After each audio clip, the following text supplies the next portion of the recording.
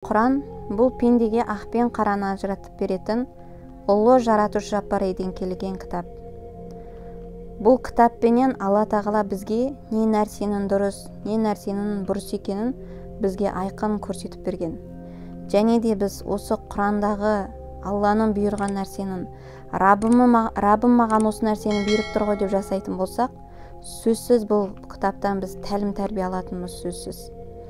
Және де бұл Алланың берген кітабы бізге иманымыздың ахуалын көтеруіне себептігін тигізеді. Бірақ алайда бізде кейде өзіміздің жасаған күнәларымыздың себебінен Құран аяттарынан өкінішке орай әсер ала алмай жатамыз. Мысалға, кезіндегі ізгілер кісілер Құранды оқыған кезде қандай әсер алған, сол нәрсеге тоқталып көрсек, иншалла. Омар деген сахабаны білеміз, Бұл Омар деген сахаба дейді, бір күні бір кісінің үйінің жанынан өтіп бара жатады. Сол өтіп бара жатқан кезде сол үйдің иесі Тур сүресін оқып жатыр екен. Яғни Тур сүресінің 7-8 аяттарын оқып жатқан екен. Бұл Тур сүресінің 7-8 аятында Алла тағала былай дейді: сөзсіз Раббының азабы болады, оны тойтарушы жоқ. Қараңыздар, ойланған адамға бұнда үлкен мағына жатыр да, субханалла.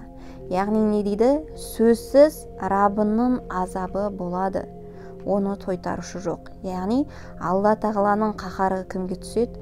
Ол адамға міндетті түрде Алланың азабы болады.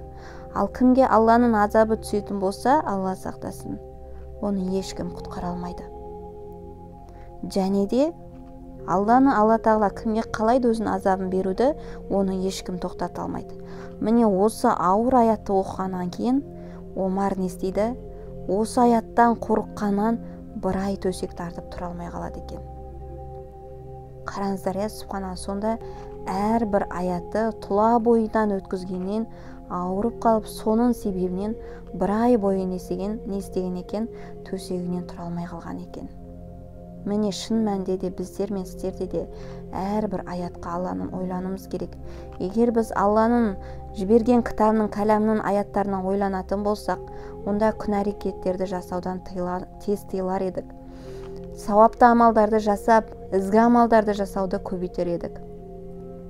Және Әли деген сахаба айтады: пайғамбарымыз, оған Алланың салауаты мен игілігі болсын, пайғамбарымыз бенен сахабалар дейді, түнді жылауменен, күндізді зікірмен өткізетін еді дейді.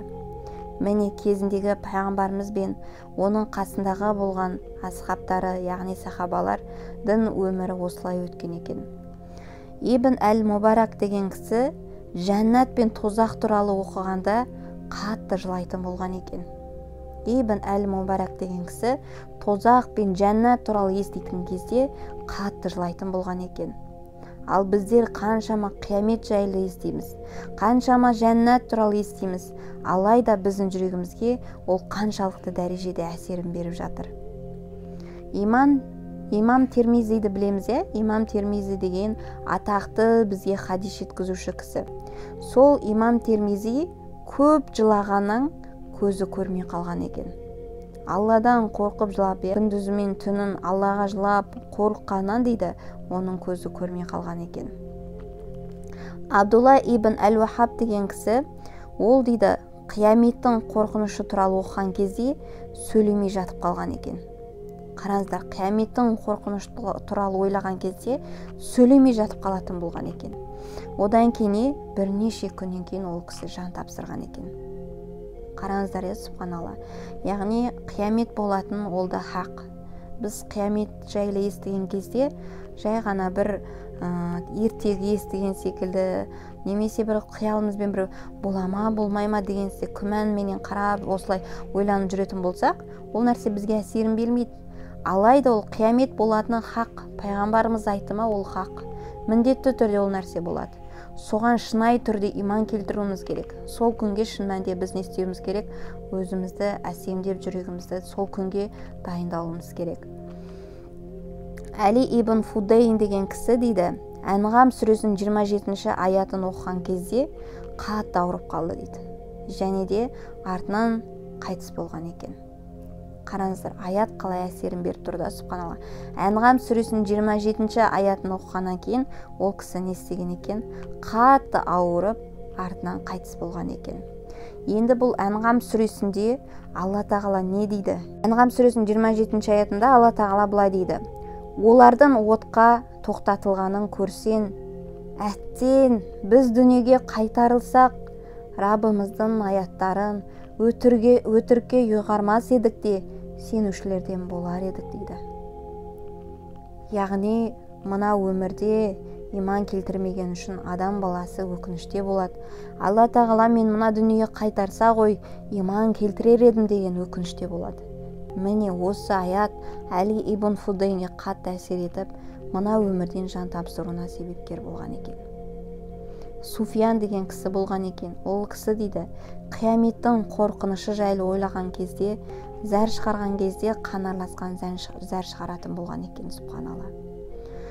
Яғни бұл кезіндегі ізгі адамдар, мына өмірдегі Алланың ілімнен сусындаған кісілер, Алланың аяттарын оқыған кезде, Алланың осы кәламын оқыған кезде тұла бойлары дірілдеп, жүректері дірілдеп, Раббысынан қорыққан екен. Ал біздерде бұл жүрек Алланы еске алғанда, қияметтің қорқынышын еске алған кезде, жәннат туралы еске алған кезде, біздің жүрегіміз қандай халде болады? Ғұламалар айтады, бұл өмірде адам баласы қалай өмір сүрсе, соңғы демінде солай жан тапсырады дейді. Біз қалай өмір сүреміз? Алла тағала шын мәнінде әділ ғой, әл-әділ, бізді жан тапсыратын кезде жанымызды да солай алады. Сол себептен мына өмірде кім шынай Алладан қорқатын болса, Алла тағала оған екі дүниеде де қорқыныш бермейді. Мына дүниеде Алладан қорыққан адамға Алла тағала оның қияметте жүрегіне тек қана тыныштық орнататын болады. Сол себептен Алла тағала бізді осы Құранның даналығын түсініп, жүрегіміз Раббымызға байланған, Алладан шынайы қорыққан, және де қияметте жүрегімізге тыныштық орнайтын құлдардан етсе екен деп дұға етеміз. Әссәләму алейкум рахматуллахи баракатух. Осымен бүгінгі біздің дәрісіміз бітті. Менің каналыма тіркеліп кетуді ұмытпаңыз.